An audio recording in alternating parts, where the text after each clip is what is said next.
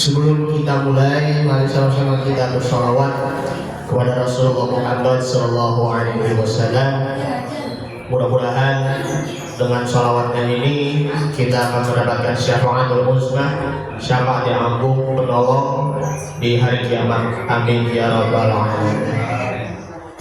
Sallallahu ala Muhammad sallallahu alaihi wasallam. Sallallahu ala Muhammad sallallahu alaihi wasallam. Sallallahu ala Muhammad sallallahu alaihi wasallam. Sallallahu ala Muhammad sallallahu alaihi wasallam. Ya Nabi salam alaika, ya Rasul salam alaika, ya Habib salam alaika. Salawatullah alaika. Anta syamsun. Ya semua. Nurun fauqa nurin. Anta syamsun. Anta nurun fauqa nurin. Anta iksirun wa dhani. Anta misbahus suduri. Sallallahu Allah sallallahu wasallam. Sallallahu Muhammad sallallahu alaihi wasallam. Ya, baik. Bismillahirrahmanirrahim. Assalamualaikum warahmatullahi wabarakatuh.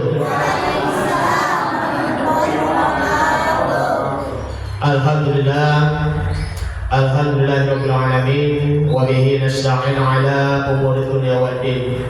Wassalatu wassalamu ala asyrafil anbiya'i wal mursalin wa ala alihi wa ashabihi tahirin ajma'in, amma ba'du. Qala ta'ala, a'udzu billahi minasy syaithanir rajim. Bismillahirrahmanirrahim. Ya ayyuhalladzina amanu dukhulu Ya ayyuhalladzina amanu dukhulu fis-silmi kaffah wa la tattabi'u khutuwatis syaitan innahu lakum aduwwun mubin. Wa qala ta'ala fi ayatin ukhra, innallaha la yughayyiru ma biqaumin hatta yughayyiru ma bi anfusihim. Al-ayah. Shadaqallahul adzim. Yang saya hormati guru kita Bapak Ustadz Budi Santoso yang sudah tadinya membaca Al-Quranul Karim dengan mushaf Braille. Alhamdulillah saya bisa bertemu lagi dengan beliau sekian lama. Jadi ya sebelumnya Al-Fakir mengucapkan mohon maaf lahir dan batin ya meskipun dia Idul Fitrinya sudah lewat Pak Budi ya. Minal aidin wal faizin, ya semoga kita diberi kemenangan dan juga dalam keadaan fitrah, dan juga semuanya buat Bapak Ibu semuanya, taqabbalallahu minna wa minkum siyamana wa siyamakum. Semoga puasa kita di bulan Ramadan kemarin maupun juga puasa Syawal diterima dan dilipat gandakan oleh Allah Subhanahu wa taala. Amin ya rabbal alamin. Mudah-mudahan kita semuanya bisa dapat bertemu kembali nanti di bulan suci Ramadan di tahun yang akan datang. Semuanya Pak Budi dan juga jamaah sekalian panjang umur, sehat selalu ya Pak Bu. Mudah-mudahan kita bisa nanti bersilaturahim nanti ya Bu ya, kita berharap nanti hingga akhir hayat nanti diberi kemudahan rezekinya, berkah rezekinya dan juga berkah panjang umur. Amin ya rabbal alamin. Bapak Ibu sekalian yang dimuliakan Allah Subhanahu wa taala, tak lupa yang saya hormati Pak Enda Suhenda yang selaku MC kita. Semoga beliau panjang umur, sehat selalu dan juga diberi kemudahan, diberkahi rezekinya. Amin ya rabbal alamin. Hadirin sekalian rahimakumullah, kita perlu lagi untuk merenungi hidup di realitas sekarang ini. Ya ini kita ya alhamdulillah ya sudah tadi pagi subuh subhanallah, alhamdulillah hujan deras tapi gak sampai banjir. Tapi kalau misalnya sampai banjir, mohon maaf, qadarullah yang nggak bisa hadir di sini, ya kan? Takutnya kan khawatirnya kan lewatnya tuh ya ada lewat kali juga. Takutnya khawatirnya banjir juga semana. Kalau misalnya terpaksa, ya mogok nanti motornya, ya Allah. Jadi tuh ini, ya memang sebentar lagi kita akan memasuki bulan Zulhijjah, bulan ibadah haji, bahkan juga lebaran haji, hari raya Idul Adha maupun juga hari raya Idul Kurban. Ini sudah akhir bulan Zulqa'dah. Beberapa jamaah haji kita sudah sebagian banyak itu sudah berangkat, sudah hampir semuanya sudah berangkat menuju ke Haramain Mekah maupun juga Madinah. Mari kita doakan mudah-mudahan mereka yang sudah beribadah, yang sedang berangkat sana, yang sedang beribadah dan semangat di sana, baik itu yang di Ka'bahnya maupun juga di nanti wukufnya nanti di Padang Arafah, insya Allah haji mabrur. Mudah-mudahan kita semuanya, termasuk saya sendiri, Pak Budi maupun Pak Enda, bisa menyusul mereka-mereka dan bisa menginjak kakinya di tanah sucinya. Amin ya mujibas salim. Mari sama-sama kita membaca Ummul Quran Surah Al-Fatihah. Bismillahirrahmanirrahim. Ila hadratin Nabi Mustafa sallallahu alaihi wasallam. Syaikhul lahul Fatihah. A'udzu billahi minasyaitonir rajim. Bismillahirrahmanirrahim. Alhamdulillahirabbil alamin arrahmanir rahim maliki yaumiddin. Iyyaka na'budu wa iyyaka nasta'in. Ihdinas siratal mustaqim. Siratal ladzina an'amta 'alaihim ghairil maghdubi 'alaihim waladdallin. Amin. Rabbighfir lana wa liwalidayna. Amin. Ma'asyiral muslimin wal muslimat rahimahumullah, ada hal yang perlu kita sampaikan, yaitu temanya adalah akibat hidup kebanyakan gaya. Akibat hidup kebanyakan gaya. Nah, kebanyakan gaya hidup lah ya. Kalau misalnya seorang selebriti, gayanya, masya Allah, pakaiannya mewah-mewahnya. Bukan hanya dari pakaian mewah saja, tapi juga dari segi badannya. Mohon maaf, kalau yang perempuan, ya Allah, pakaian seksi, montoknya luar biasa. Begitu juga laki-laki yang juga six pack, punya otot segala macam, masya Allah. Gaya-gayaan aja, itu namanya itu hidup yang dinamakan adalah ya hedonisme, yang dinamakan adalah hidup mewah. Segala sesuatu ya hidup mewah itu akan menjadi fata morgana. Kemewahan di dunia ini akan menjadi fata morgana, maka nantinya kehidupan mewah yang akan semestinya di situ adalah akhirat. Pada dasarnya dunia adalah penjaranya orang-orang mukmin, bukan hanya sekedar penjara yang di kantor polisi ataupun di lapas saja, bukan.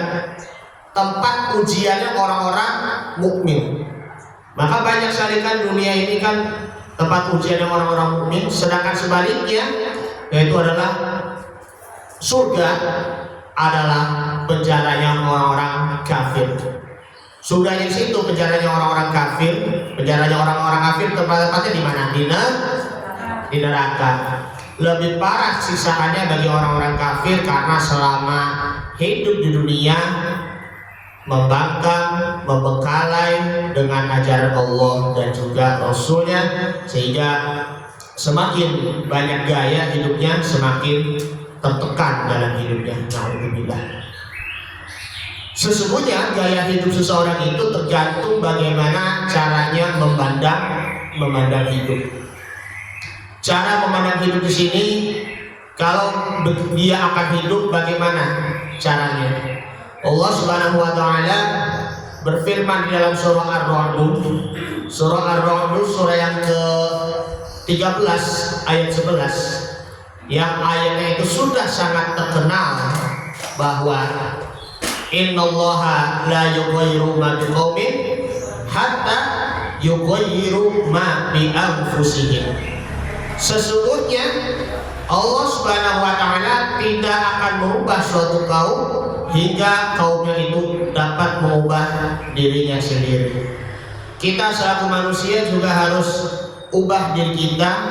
Kalau kita mengubah menjadi diri pribadi yang baik, maka Allah Ta'ala akan menghendakinya dia dengan yang baik. Karena orang yang menghendaki kebaikan, orang yang menjadi lebih baik, maka dia mayyuridillahu bihi khairan yufaqihu fiddin. Al-hadis al-kama Rasulullah SAW. Nabi SAW bersabda, barang siapa yang ingin dikehendaki kebaikan, maka dia akan diberi pemahaman dalam agamanya. Alhamdulillah, kita berubah menjadi lebih baik dari hari ke hari, sehingga kita mudah memahami dalam urusan agama dan juga kita mudah mengamalkannya. Jadi jangan takut berubah, ibu-ibu dan bapak-bapak. Karena apa? Karena kita bakal lupa terhadap teman lama kita. Ya jangan takut berubah, yaitu mengubah kebiasaan lama. Dari kebiasaan lama akan berubah menjadi kebiasaan yang baru. Lanjutnya, wa idza aradallahu biqaumin su'an fala maraddalah. Dan apabila Allah menghendaki keburukan terhadap suatu kaum, wa ma lahum min dunihi min wal, maka tak ada yang dapat menolaknya, sekali-kali tak ada pelindung bagi mereka selain Dia.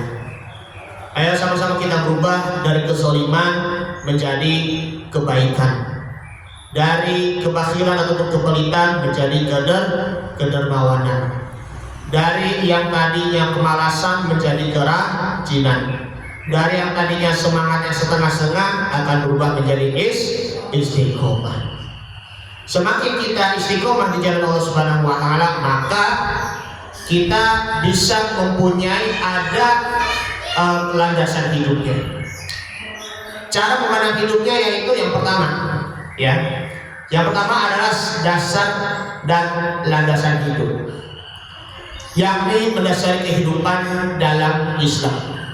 Allah Subhanahu wa taala berfirman dalam surah Al-Baqarah, surah yang kedua ayat 208. Bismillahirrahmanirrahim. Ya ayyuhalladzina amanu dukhulu fis-silmi kaffah wa la tattabi'u khutuwatis syaitan innahu lakum aduwwun mubin. Wahai orang-orang yang beriman, masuklah ke dalam Islam secara keseluruhan, tidak lagi secara setengah-setengah. Secara keseluruhan yang maksudnya adalah baik itu dari lisannya, kemudian juga dari hatinya, kemudian juga dari al-arkanu maupun juga dari perbuatan-perbuatan. Secara keseluruhan, kemudian kita dihiasi dengan keimanan kita kepada Allah Subhanahu wa taala. Jadi itu kalau kita Islam bukan cuma hanya sekedar dari mulutnya saja, ataupun juga dari pakaiannya saja, ataupun juga jasmaninya saja, melainkan juga dengan ruhaninya kita. Kalau kita berperilaku Islami, ya pasti kita orang Islam. Kalau kita beradab, tentunya kita orang Islam ataupun Muslim. Kalau kita selalu berserah diri kepada Allah Subhanahu wa Ta'ala, tentunya kita yang disebutnya adalah Muslim. Jadi itu adalah Islam. Itu kalau dalam arti situ adalah keselamatan ataupun juga kita kepasrahan. Kalau kita diberi keberkahan oleh Allah Subhanahu wa Ta'ala, maka insya Allah kita menjadi orang yang selamat. Kalau kita sudah berusaha, ya syukur-syukur kita berhasil. Kalau misalnya kita gagal, maka kita serahkan urusannya kepada Allah Subhanahu wa Ta'ala. Kita pasrahkan diri terhadap ketentuan-ketentuan Allah Subhanahu wa Ta'ala setelah kita berusaha. Jadi dasar hidupnya adalah Islam adalah way of life. Bahasa Inggris ya Bu, bukan bahasa alien. Bukan hanya bahasa way of life bahasa Inggrisnya, yaitu adalah landasan kehidupan. Jikalau kita ataupun seseorang mencapai bahagia, maka ia harus mengikuti petunjuk-petunjuk apa yang diperintahkan Allah, ataupun harus mengikuti petunjuk-petunjuk apa yang dilarang oleh Allah Subhanahu wa Ta'ala. Islam adalah agama satu-satunya, adalah way of life, landasan kehidupan. Jadi landasan Islam, landasan kehidupan ataupun way of life adalah Al-Quran dan As-Sunnah. Jadikan Al-Quran dan As-Sunnah itu sebagai imam kehidupan. Contohnya kalau secara sederhana saja, di dalam surah Al-Kautsar, ya nanti ketika nanti mau kurban nanti, inna a'toina kal kautsar, sesungguhnya kami telah memberikan kepadamu wahai Muhammad, yaitu adalah Al-Kautsar, telaga Al-Kautsar yang di surga, ataupun kebaikan yang banyak menurut para mufassir, para ahli tafsirnya. Fasholli li rabbika wanhar, maka dirikanlah sholat karena Tuhanmu, maka berkurbanlah. Dan sini berkurbanlah. Berkurban itu ya, kalau secara lebih luas lagi, itu tentang perspektif dari segi fikih. Maka bagaimana caranya, ya tata cara penyembelihan hewan kurban, terus usia sapi, kambing maupun domba berapa tahun. Kalau misalnya sapi ya 2 tahun, kambing setahun, domba setahun, ya seperti itu, ya kan. Terus juga pembagian-pembagian dari hewan kurban, terlebihnya pertama kepada yang kurban terlebih dahulu kan, nanti setelah itu selebihnya dibagikan kepada orang yang lebih membutuhkan, ya seperti orang-orang fakir miskin dan kaum du'afa. Sebagaimana halnya zakat fitrah, ya kan, zakat fitrah dari yang muzaki kepada orang-orang yang amil, dari amil kepada yang mustahik. Orang-orang yang biasakan kepada amil yang penerimaan zakat fitrah, dari amil kepada mustahik, orang-orang yang lebih membutuhkan, fakir miskin, du'afa, anak yatim piatu, janda dan lain sebagainya, termasuk juga guru ngaji, ya seperti itu.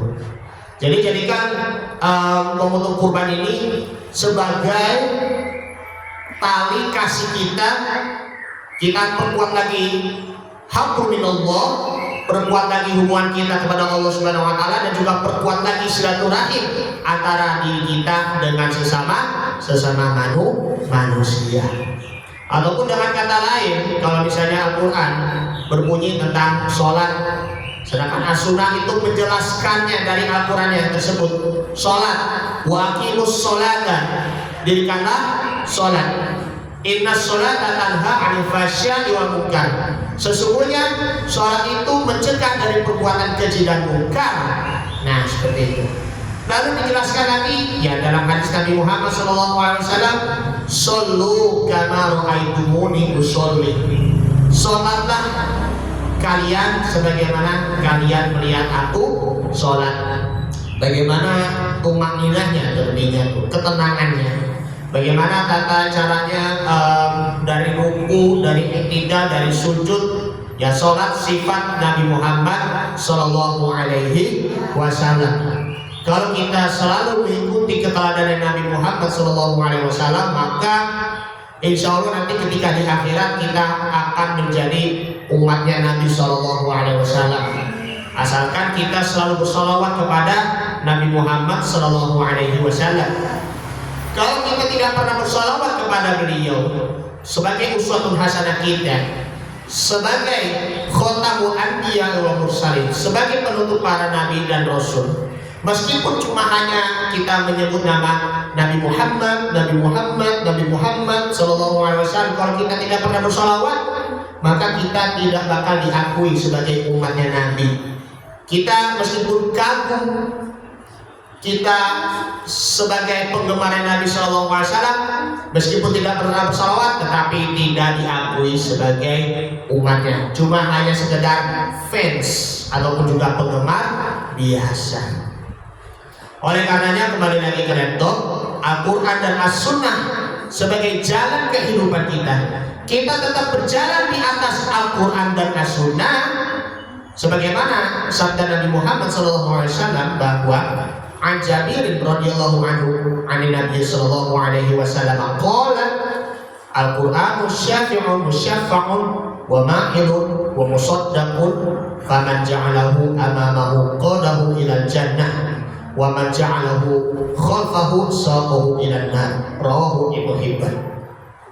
Dari Jabir, semoga Allah meridhoinya, Nabi Muhammad SAW bersabda, Al-Quran adalah pemberi syafaat yang syafaatnya diterima, pemberi syafaat bagi kepada para pembacanya. Nah ini alhamdulillah, membaca Al-Quran Karim insya Allah diberi syafaatnya. Iqra'ul Quran fa innahu ya'ti yaumal qiyamati syafi'an li ashabihi. Bacalah Al-Quran karena nanti akan mendatangkan syafaatnya di hari kiamat bagi para pembacanya. Hadis riwayat oleh Imam Muslim. Kemudian sebagai penuntut dan tuntutannya dibenarkan, siapa yang menjadikan Al-Quran di depannya, maka ia akan membawanya menuju kepada surganya. Sebaliknya, siapa yang meletakkannya di belakang, jangan sampai kita membelakangi Al-Quran. Dalam hal apa? Kita mohon maaf, mengotak-atik ayat-ayat Allah Subhanahu wa Ta'ala, tidak pernah membacanya lagi, tidak pernah lagi mengingat firman Allah Subhanahu wa Ta'ala. Padahal tuh membaca Al-Quran itu kan juga salah satu bagian dari zikir setelah kita sholat. Kalau kita tidak pernah membaca Al-Quran meskipun cuma hanya sekali dalam seminggu, ataupun terkhususnya meskipun kita tidak pernah membaca 1 ayat, 2 ayat, 3 ayat, meskipun tidak pernah membaca 1 huruf maupun 3 huruf, maka hidup kita akan menjadi celaka, hidup kita akan menjadi sempit, bahkan nanti ketika di akhirat akan menjadi buta. Sudah tahu di dalam surah Toha ayat yang ke 124, waman a'rada an dzikri fa innalahu ma'isyatan dhanka wa nahsyuruhu yaumal qiyamati a'ma. Siapa yang berpaling dari peringatanku, maka sesungguhnya kehidupan itu akan menjadi sempit. Kehidupan itu akan menjadi sempit, maksudnya itu dari hatinya maupun juga dari kehidupan di dunianya. Hatinya itu sempit, masya Allah, gak pernah berlapang dada dalam hidupnya. Kemudian di hari kiamat akan dalam keadaan buta. Di dunia ini melihat, di akhirat pun akan menjadi buta. Oleh karenanya Al-Quran maupun Islam mengajarkan kita, yaitu adalah rule of thinking, cara berpikir ataupun juga cara memandang. Kita juga harus mempunyai, ini dulu ya kertasnya. Kita harus mempunyai pola hidup kita dan juga pola pikir kita.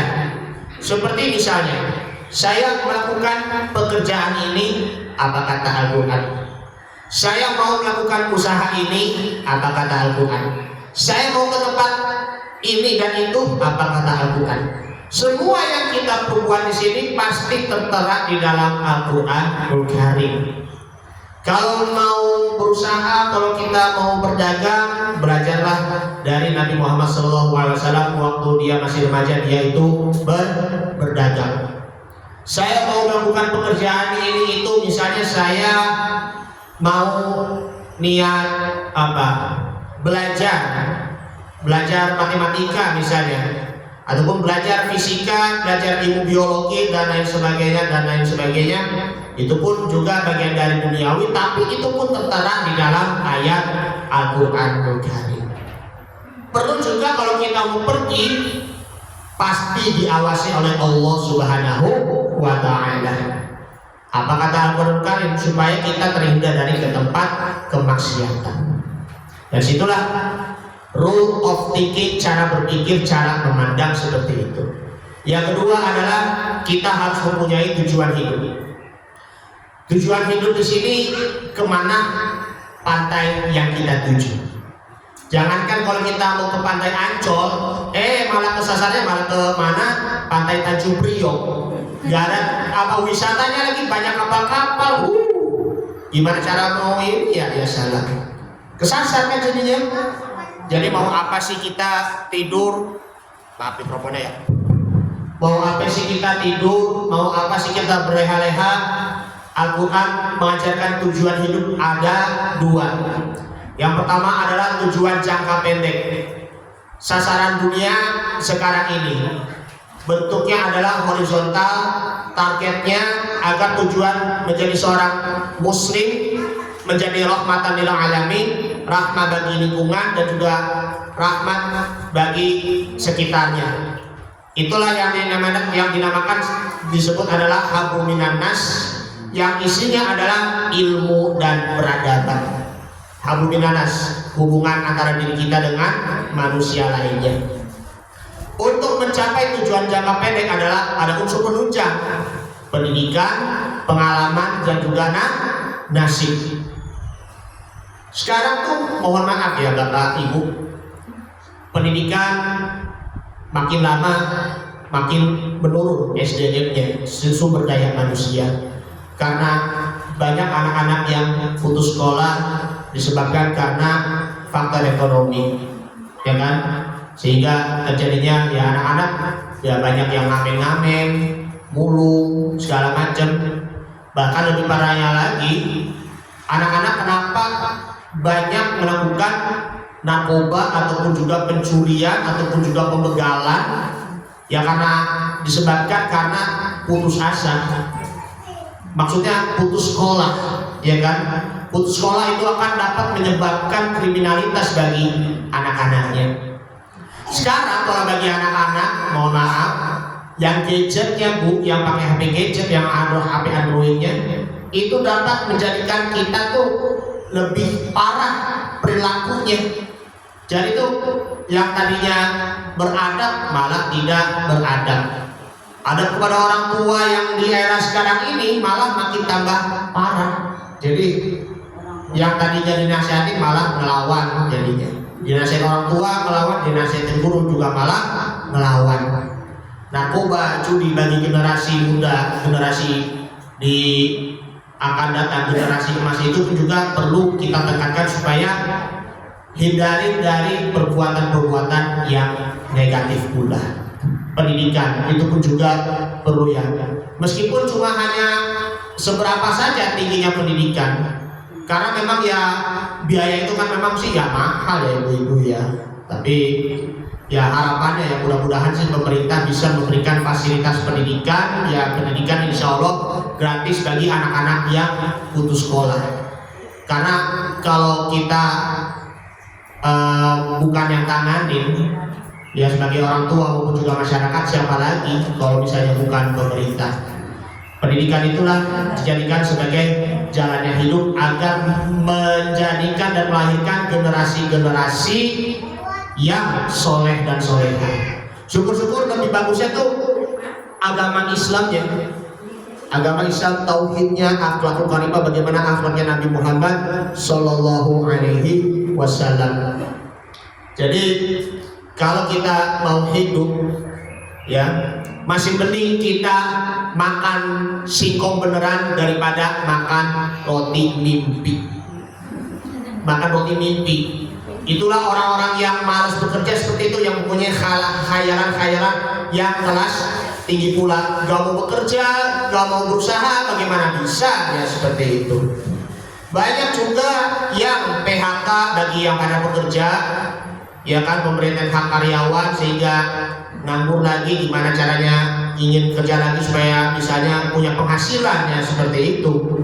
Tapi dengan bagaimanapun putus sekolah maupun juga di PHK, pemutusan hak karyawan, pemberian hak kerja itu pun bukan penghalang cita-cita. Akan tetapi ini pun juga menjadi pengalaman bagi kita, pengalaman yang terbaik. Pengalaman itu adalah guru bijaksana. Jangan takut gagal, karena itu merupakan pola hidup akan menuju kedewasaan, lebih sanggup dan lebih tegak saat menghadapi kesulitan. Makanya hidup itu jangan tergantung juga dengan nasib. Misalnya begini, oh si A dia itu hidupnya tuh miskin aja, pasti nanti ditakdirkan akan menjadi orang bodoh selama-lamanya sampai hidup mati. Ya nggak bisa, nggak boleh begitu. Gak ada yang dinamakan yang kaya makin kaya, yang miskin makin miskin. Itu mah bahasa politik itu mah. Gak ada yang seperti itu. Yang orang miskin pun juga mengubah nasibnya, mengubah dirinya menjadi orang yang kaya. Syukur-syukur orang kaya yang dermawan, menjadi pengusaha, menjadi ya seorang profesor, menjadi seorang dosen, menjadi seorang presiden, seperti itu. Menjadi seorang dai, menjadi seorang ustaz, masya Allah, itu lebih afdol banget, lebih sempurna. Karena kita tidak bisa bergantung dengan nasib kita. Kita masih ada kesempatan untuk meraih mimpi kita, asalkan kita juga harus benar-benar yakini bahwa kita pasti bisa.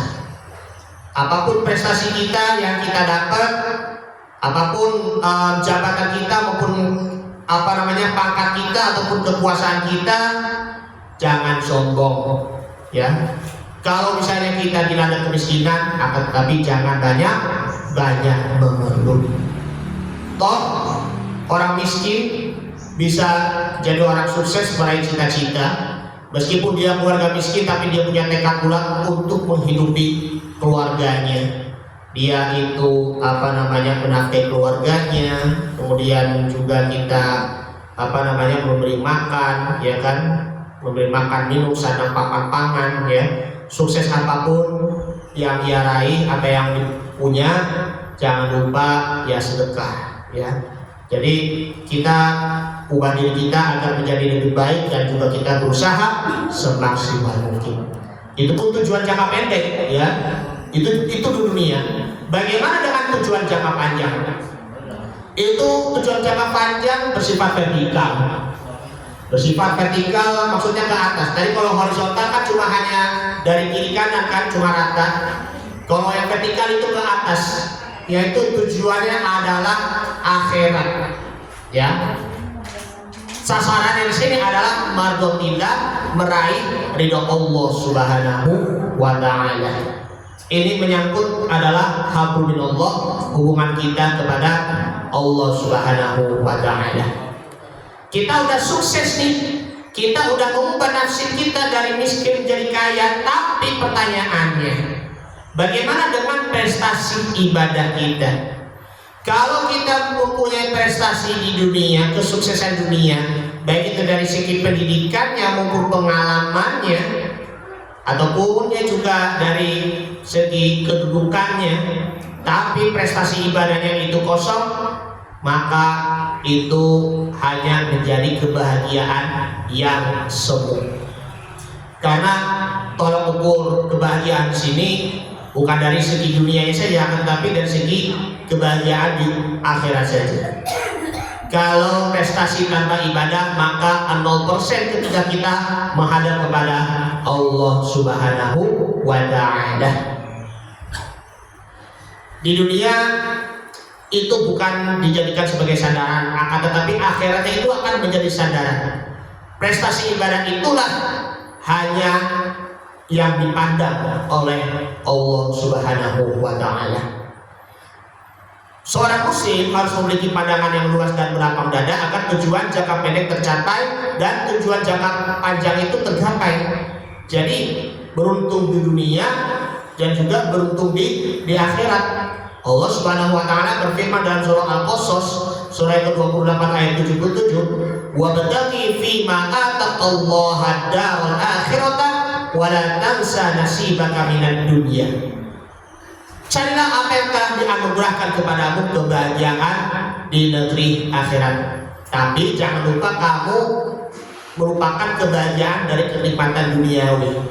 Maksudnya itu jangan lupa tanggung jawab di dunia. Kita mempunyai tanggung jawab masing-masing di dunia, mempunyai tugas. Kita harus kerjakan tugas sesuai dengan tanggung jawab masing-masing. Ada yang juga bidang keahliannya, ada yang di tadi ya matematika, fisika, kimia, kemudian juga biologi, kemudian geografi. Syukur-syukur itu yang ilmu agama lah. Tapi ilmu agama dulu yang didahulukan, barulah ilmu-ilmu dunia. Cerdas apapun kecerdasannya di dalam ilmu di dunia, tetapi agamanya itu jangan sampai terbengkalai. Jangan sampai meninggalkan pelajaran agama dan juga ilmu agama. Kalau mau berbisnis, belajar ilmu Islam dulu, ya. Bagaimana caranya untuk menghindari dari riba atau dikata lain juga dengan bunga. Secara umumnya dia secara garis besar, misalnya si A meminjam kepada si Fulan 100.000. Nanti si A akan kembalikan lagi ke si B, yang kembali laginya itu lebih, jadi 110. Itulah namanya itu riba. Riba itu adalah tambahan. Kalau semakin banyak ribanya, maka akan semakin dosa. Sebagaimana terkait dalam hadis Nabi SAW, dosa riba itu lebih parah dibandingkan dengan dosa orang yang berzina dengan ibu kandungnya sendiri. Makanya itu jadilah seorang pedagang maupun juga pengusaha yang selalu berkah hidupnya dalam berusaha, yang selalu juga ya tentunya menjadi dermawan, selalu bersedekah. Jadi go berkah no riba. Insya Allah. Itulah ya kita mencari rezeki yang berkah seperti itu. Jadi nggak ada yang mencari yang hidupnya itu adalah instan. Kemudian wa ahsin kama ahsanallahu ilaika, dan berbuat baiklah kepada orang lain sebagaimana Allah telah berbuat baik bagimu. Wala tabghil fasada fil ardi, janganlah engkau berbuat kerusakan di bumi. Innallaha la yuhibbul mufsidin, sesungguhnya Allah tidak menyukai orang-orang yang berbuat kerusakan. Cari akhirat dengan tidak lupa jatahmu di dunia. Andai kata kita gagal untuk mencari tujuan jangka pendek, maksudnya tujuan di dunia ini, masih ada harapan untuk meraih tujuan jangka panjang, yaitu adalah akhirat. Mending kita hidup sederhana tapi berkah hidupnya, daripada kita hidup kaya raya tetapi tidak ada berkah hidupnya, akan menjadi bangkrut. Paham bangkrut kan? Jadi hidup itu akan menjadi orang yang merugi nantinya. Dari mana harta yang dia dapatkan? Hartamu engkau belanjakan untuk apa? Itu dua pertanyaan ketika di akhirat nanti. Jangan-jangan hartanya berasal dari hasil pungutan liar atau pungli, minta-minta, pemalakan. Jangan dari, mohon maaf kalau bagi para pejabat negara ataupun pejabat daerah, korupsi dan lain sebagainya. Jangan-jangan dari hasil penggelapan uang dana, Masya Allah. Jangan-jangan dari mencuri, ya Allah. Itu semuanya itu bukan nikmatnya dari Allah Subhanahu wa Ta'ala, melainkan juga itu adalah azab. Jadi bahagia itu sederhana. Jadi cara mencapai tujuan jangka pendek diwarnai dengan tujuan jangka panjang adalah bekerja untuk duniamu seakan-akan engkau hidup selamanya. Bekerja untuk akhiratmu seakan-akan engkau akan mati besok. Nah, seperti itu.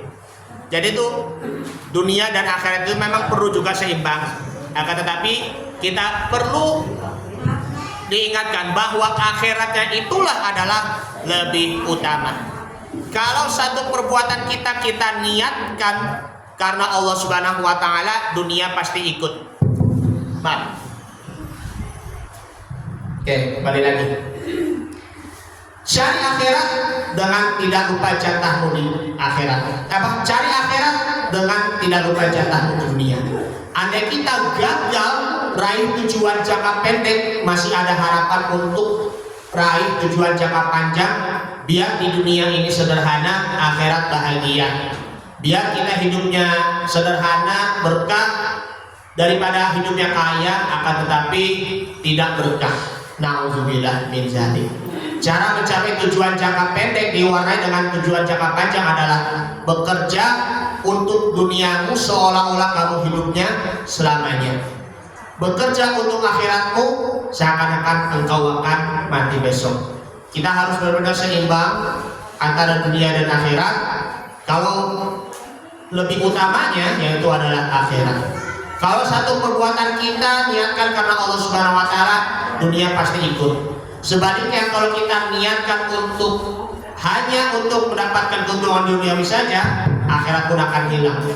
Jadi biasakanlah baik untuk tujuan jangka pendek, lebih-lebihnya tujuan jangka panjang, motifnya adalah lillahi ta'ala, agar mendapat ridho Allah Subhanahu wa ta'ala.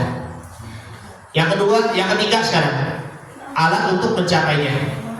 Dalam kaidah fikih lil wasailul hukmul maqasidi, sarana untuk mencapai tujuan itu, sarana untuk dan tujuannya hukumnya sama, menciptakan sarana untuk pelaksanaan sesuatu.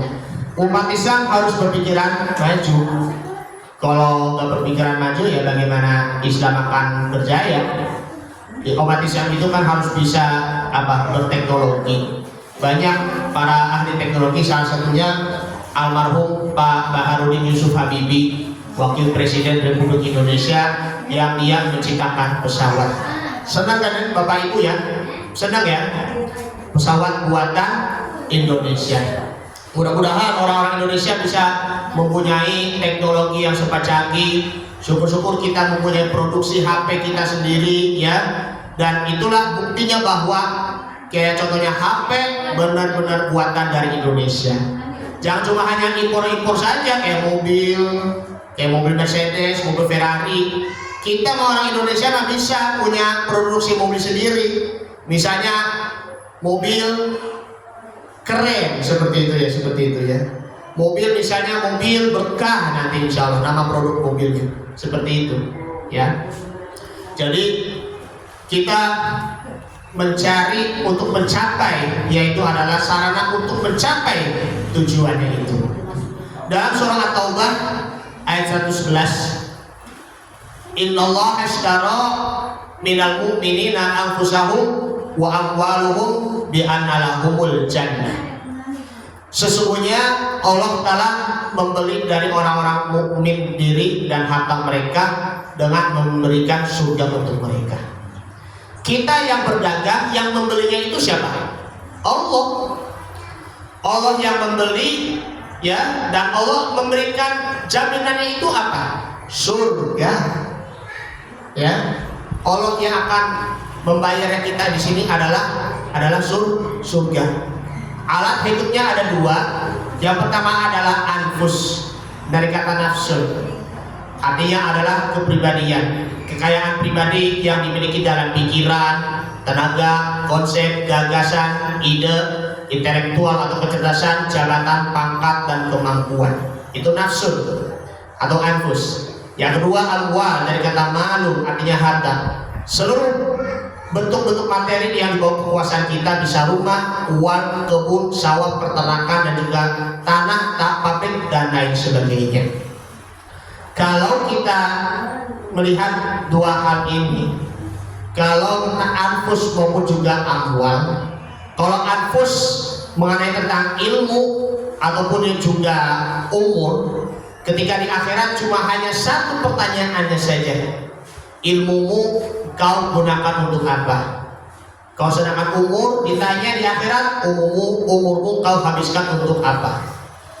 Kau sedangkan harta ada dua pertanyaan yang tadi kan barusan Al-Fakir jelaskan pertanyaannya. Hartamu kau dapat dari mana? Hartamu kau belanjakan kemana? Karena itu gunakan harta kita yang sebaik-baiknya. Kita manfaatkan umur kita dengan semanfaat-manfaatnya. Kita berusaha semaksimal mungkin. Gunakan ilmu kita, ya kita asah ilmu kita mengamalkan ilmu kita dengan sebaik-baiknya. Makanya orang miskin bersedekah itu lebih bagus, lebih bernilai pahalanya, lebih tinggi nilainya dibandingkan dengan orang kaya yang bersedekah.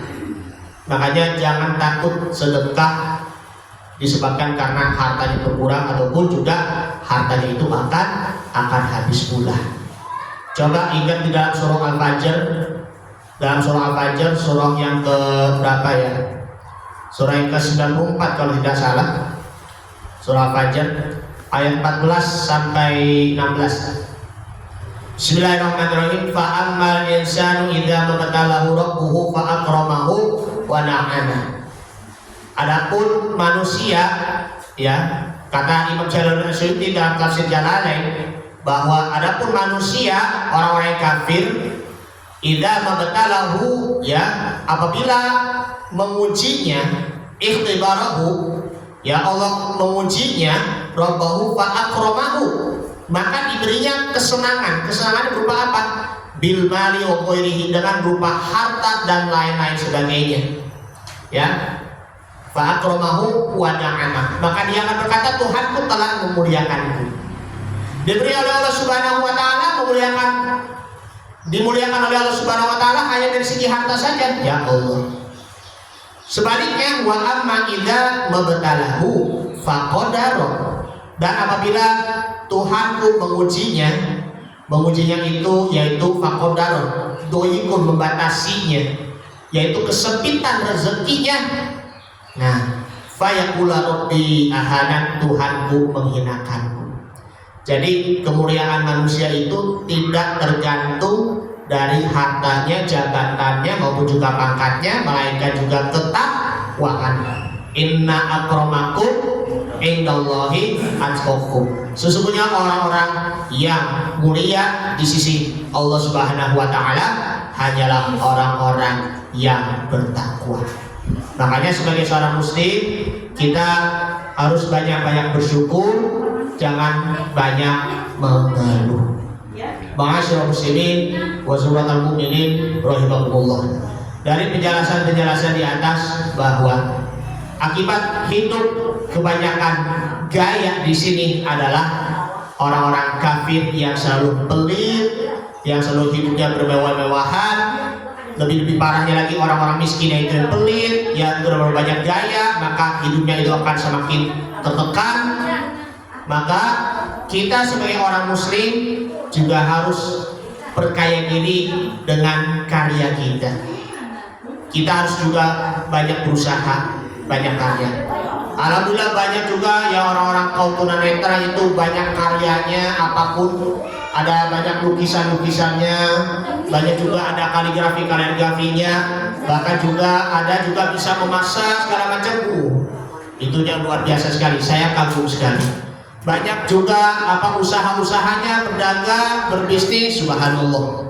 Itu pasti bahkan diridhoi oleh Allah Subhanahu wa taala. Dan juga tak lupa kita perkaya diri dengan qanaah kita, dengan kaya hati kita. Kita harus banyak berkarya, bukan banyak bergaya-gayaan. Jangan makin banyak gaya, tetapi makin banyak karyanya. Ini saja dulu yang akan saya sampaikan. Mudah-mudahan bermanfaat. Mohon maaf bila ada kekurangan maupun juga kesalahan dari penjelasan-penjelasan saya. Kalau ada kata-kata yang kurang pantas, ada kesalahan-kesalahan yang disengaja maupun yang tidak disengaja, dibukakan pintu maaf yang sebesar-besarnya. Yang benar hanya dari Allah, yang salah dari saya sendiri. Terima kasih. Hadanallahu wa iyyakum ajmain. Assalamualaikum warahmatullahi wabarakatuh. Terima kasih kepada Ustaz Dirga yang telah memberikan kajiannya. Mudah-mudahan bisa bermanfaat untuk kita semua. Karena sebentar lagi akan masuk sholat zuhur. Silahkan yang belum berwudu berwudu.